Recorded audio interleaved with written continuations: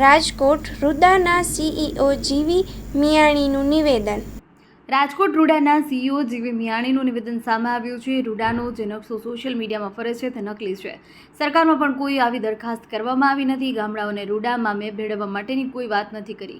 ગામડાના લોકોને આવા નકશાને કારણે ભ્રમિત ન થવું જોઈએ. આવું કૃત્ય કરવા પાછળનું કારણ જમીનની કિંમત ઉચકાવવા અથવા તો બિનખેતી વધુ થાય તેવા પ્રયાસો હોઈ શકે છે. પોલીસ કાર્યવાહી કરવામાં આવશે. અહેવાલ માન્યુઝ સંદીપ ચાવડા, રાજકોટ.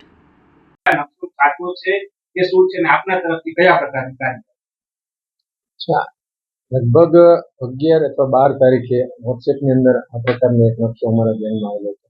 આ પ્રકારની કોઈ પણ દરખાસ્ત સરકારશ્રીમાં રૂડા દ્વારા કરવામાં આવેલી હતી. એટલે આ સંપૂર્ણપણે ખોટો નકશો છે.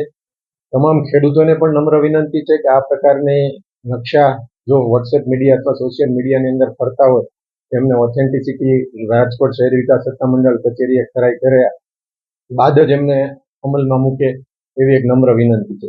સાથે સાથે જ્યારે રાજકોટ શહેર વિકાસ સત્તામંડળની અંદર વર્તમાન સમયની અંદર 48 ગામોનો સમાવેશ થયેલો છે અને એ જે છે સરકારશ્રી દ્વારા ઓક્ટોબર 2017ની અંદર મેપ મંજૂર થયેલો છે. ત્યારબાદની કોઈ પણ પ્રક્રિયા રાજકોટ શહેર વિકાસ સત્તામંડળ દ્વારા કરવામાં આવેલી નથી. જેથી આ પ્રકારનું કૃત્ય ને રાજકોટ શહેર વિકાસ સત્તામંડળ સંપૂર્ણપણે વખોડી કાઢે છે.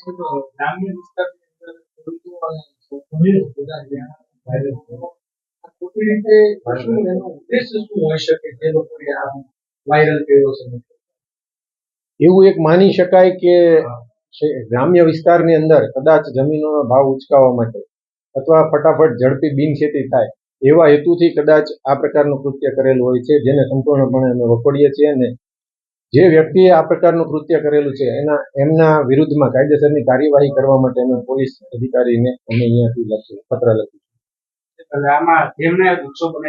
જી, કાયદેસરની કાર્યવાહી કરવા માટે અમે પોલીસને